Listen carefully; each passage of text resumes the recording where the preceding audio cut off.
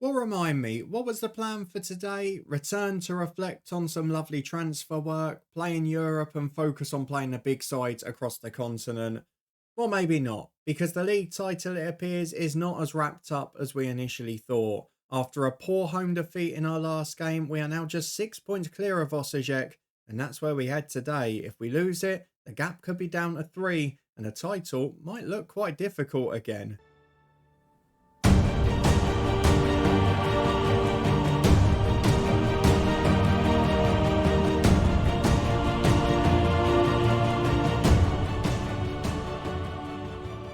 Yes, hello, and welcome along to part 45 of the Coach's Head with me, Daniel. We return today to face Osijek in another title decider after seeing off Rudez, who have fallen away a little, now 7 behind with an extra game played. It's all attention on Osijek, who we thought would be our closest rivals at the start of the season. 6 points behind us with the same games played after we lost at home to Istra last weekend. A terrible performance, and if we back that up today, we could be in real trouble going into our European tie. We've also got a two-legged match, a tricky one against Atalanta in the Europa League. We're going to give it our best shot and see how we get on. So if you're looking forward to seeing how this one pans out and whether or not we encounter any trouble, then please do put a thumbs up on the video. Let's go and have a look quickly at what happened at the end of the transfer window, where there's obviously not the commotion and news items here, but there were a couple of replacements that we were looking for, as well as 3 or 4 actually rejected moves here. The director of football, of course, in charge of all the transfer staffing and contracts at this club. He rejected a deal for Beto, which would have left us very light up front, and he rejected a loan offer for Kale, who was a start in the last episode. But let's have a look at what's happened at the end of it, because no more players going out, nothing at all on deadline day, but there were 3 players who joined the club since the last episode. One of them was already being negotiated when we were here, Ivan Zivkovic from Dusseldorf for just over 2 million quid. A relatively young German right back who's versatile, who's okay. Probably not the best right back at the club, probably not in the best 3 right backs at the club, but with Viladsen going in the summer and really struggling to stay fit, with Puklin, a homegrown player, better at centre half, it is nice to have a second decent right back at the club. So a good transfer, I've no complaints about it, but maybe not quite what I was expecting. The second one is a really decent deal on paper. It was the third choice player in this position because 2 central midfielders rejected us before finally we got the replacement for Tagzeth. Mate Ivkovic joins from Spal. He is a Croatian youth international of the past, has played for Istra, who ironically he made his debut against in a terrible performance, and has also played in Italy recently, but good playmaker, decent defensively in the other role as well. Just a really good all-rounder. I think he's as good as Tagzeth. He's 5 years younger, and of course he's Croatian. Just a shame he's not homegrown in the nation. And the final one, which just came in the last hour of deadline day, which did catch me by surprise a little, was Ishmael Martins, who again is a good signing for 2 million quid. He's a 24-year-old Portuguese centre-half. Ironically, he's probably the second best at the club after Shell, but they're both left-footed and he likes to fly into tackles. So I'm not just going to throw him in, but he is someone that for the future could be of real benefit to this club and does give us another good option on the left side as centre-half. So again, just bolstering the depth in some of those positions, albeit we did miss out on a winger and another holding mid. The director of football has been active, has been trying to sign players, and based on what we've seen in some of the other editions of the head coach and the coach's head this year, I'm very happy to see that. So overall, we've got a nice squad. We're ready to get going. But we didn't produce on the pitch because after 2 very good performances in the last episode, after a really comfortable win against Varazdin with a Beto brace and a Byshell goal, it all went wrong against Istra. I made a couple of changes, which is maybe my own fault, not sticking with the winning team. I brought in Ivkovic for his debut, who was supposed to be better than Quezada. He then came on and scored the late consolation goal. Beto had a stinker again. I also brought in Malajo because we had an injury to Medina, and it just didn't work out. Butarak had a poor game in the number 10, and I learnt my lesson. Let's stick with experience. The only good news from that one, Valadson and Timmy Cooper, both off the bench, and Ishmael Martins made his debut off it too. So, debut's out the way, but a poor result, and heaps a lot more pressure on this game, because if we'd won that, we would have been 9 points clear, and the defeat would have left us in the 6-point position against Osijek.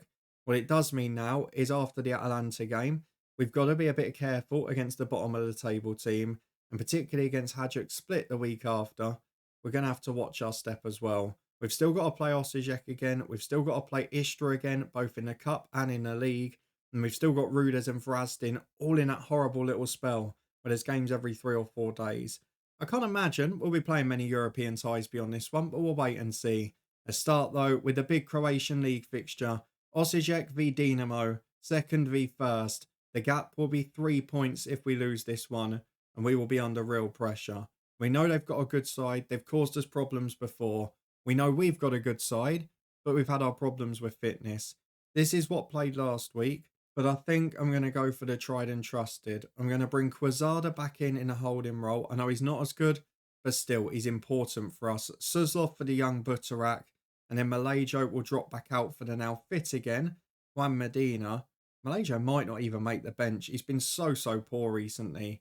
But I am going to put him over to the right. Fofana's done all right on the left. And do I throw in Timmy Cooper from the start? It says 45 minutes. Can I sneak an hour out of him? I think I'm going to. Beto's had a couple of poor games. Not really done well when he's not scored penalties.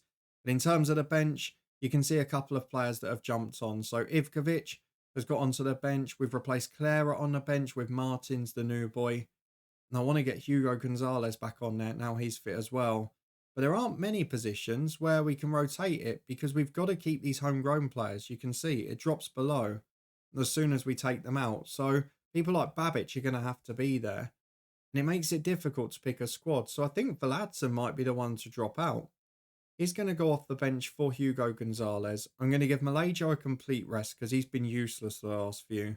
Maeda drops off as well because he's not the future of this club. This is what I'm going to go for, I think. Simic is still one of the best performers on the left. We're doing okay at centre-half.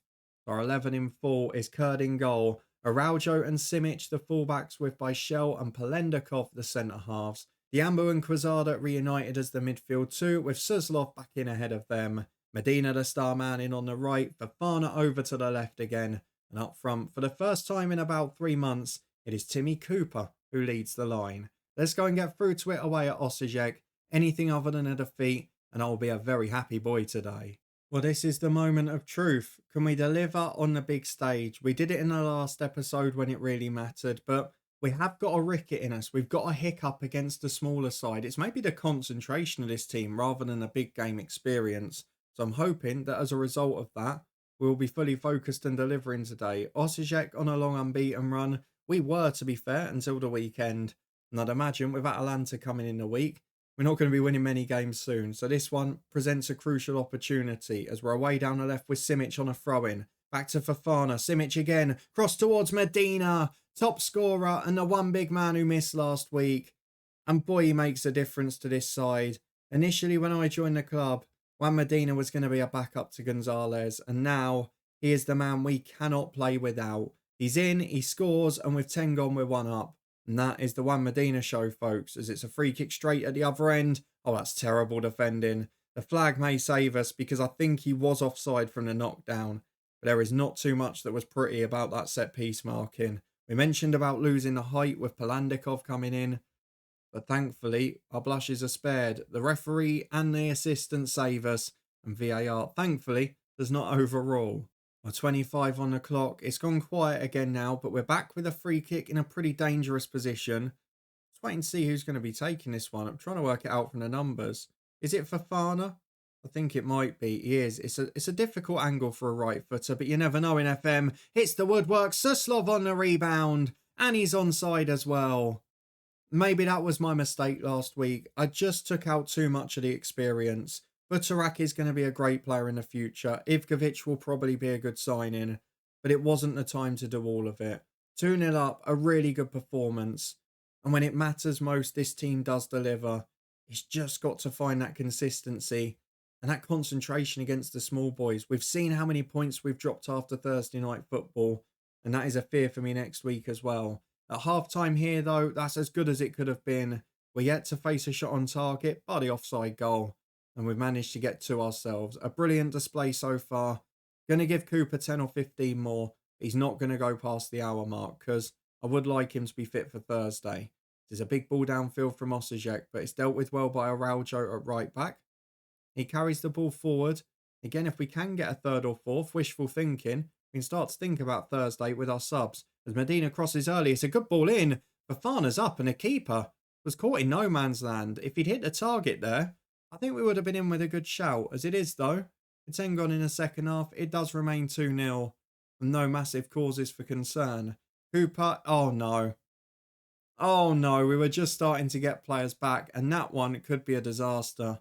Gene has not long returned from a long-term injury himself, and he is not the standard of Ted Kurd. And that is the goalkeeping injury that we haven't actually had for a little while after the disasters early in this FM. So we're going to make the change at both ends of the pitch. And now at 2-0, I'm not as confident because it doesn't take much for this to go wrong, does it? I'm going to bring Hugo Gonzalez on for his comeback as well. So Gonzalez on, Beto on, and now Gene on in goal. Doesn't help as we're resting people, does it? We'll get through another 10 or 15 before we make the remaining subs. Yambu's one from a yellow card suspension, but Quezada probably needs the fitness. And in the European squad, you've got to bear in mind, the new boys can't play in that. Because the Croatian window shuts in the middle of February, they all joined after the deadline for Europe, which is about the first or second to pick the squad in line with the big leagues in Europe. And that means that we haven't got Ivkovic, we haven't got the right back. It's going to be quite difficult there. But next Sunday, that makes team selection easier. As Vlasic works down the right for Osijek, we've got to get this job done first. Bit suspect with the goalkeeper that we've got in now. Please, just don't make it nervy. Still 23 minutes to go. If they score with a quarter remaining, I'd back them to get a point, to be honest. As Martins into Krivak. Would love to just nick it and get on the break, but instead, through to Amponza at the other end. And while that was offside, Gene was not to know. And I'll be fair to him after criticising. That was a stunning save. Good work from him. And we're just over 15 to go. Think it'll be Araujo and Quezada in a minute. As Vlasic heads away to the left to Simic, who can bring it down the line. Chance to get to the byline and put a cross in. It's a great one. Beto heads over. Let's get the two new boys on. It will be Zivkovic for Araujo. And it will be Ivkovic for Quezada. Nice and easy for us to all pronounce, eh? Let's go and get through to the final 15 and hope we can hold on comfortably. Well, stoppage time, no further highlights, no further threat from Osijek. That's a big win. I'll be honest with you, I was quite worried about this game, especially after the performance last week. That has just taken away a lot of my concerns. The 9-point lead at the top should now be enough, and we can focus entirely on this Europa League tie. It will be taking place in 5 days' time, the first leg. We're going to be back for that. And hopefully we can at least stay in the tie and make the home leg interesting. Just see how bad this Ted Kurd injury is, because it's the only thing that could be a disaster. And 3 to 4 weeks is not ideal at this point. So he will drop out and miss both legs of the Europa League one. We're going to praise Medina, who came back in style. And we're going to get through to Thursday night. Now without our first choice goalkeeper. And trying to do a job in Italy, which on paper will not be easy. Well, time for a true test of this squad's ability as we return on Thursday night for a trip to Atalanta. And I just want to be in the tie when we get to the home leg. No more than a couple of goals defeat. As we go into this one, we know we've got 3 players who are ineligible, the new signings. We've got Hugo Gonzalez not really fit. Babic hopefully won't have to be in the squad. And Quezada, who should make it pretty comfortably. Looking at the other results tonight, it's tough sides getting through no matter where we are now. So let's see how we can compete and what we can put out. Is everyone pretty much fit? Yes, they are, in fairness. Of course, we've had to bring Gene in goal. From the weekend, we don't have Ted Kurd, who got injured in that second half. We're also without the subs Zivkovic, Ivkovic and Martins. And I've got a big decision to make up front between Cooper and Beto. And I think I'm going to stick with Cooper on the road. The rest of the squad I'm going to leave pretty unchanged. We know we've got 3 new signings that come in on Sunday. We know we can rotate in people like Gonzalez and Buttarak without too much incident.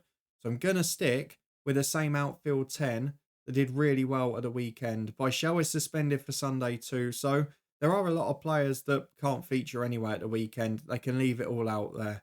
Gene is the only changed. He's not fit in goal. We've not got the third choice because he didn't fit in the Europa squad. So our sub-keeper is a 17-year-old in Vanja Vlak, who actually looks pretty good, but not great positioning or composure. Not ideal for me with a goalkeeper. Anyway, we go into this one away in Italy, and I'm hoping we can produce a miracle result. I'm not sure we're capable of it, but fingers crossed we can do something special. Well, here we go with 4 changes for Atalanta, and look at some of the experienced players they're dropping out for this one. On the bench, Scalvini, De Ketelari. My God, this is a good football team, isn't it? We're going to be in a bit of trouble if they hit top form here. They've also got some brilliant youngsters coming through as well. It's going to be a very tough night, I fear. Can we stay in the tie? Can we be aggressive and surprise them? Let's get through to the first half and find out. Away in Italy, in difficult circumstances, without your first choice keeper or a fit first choice striker.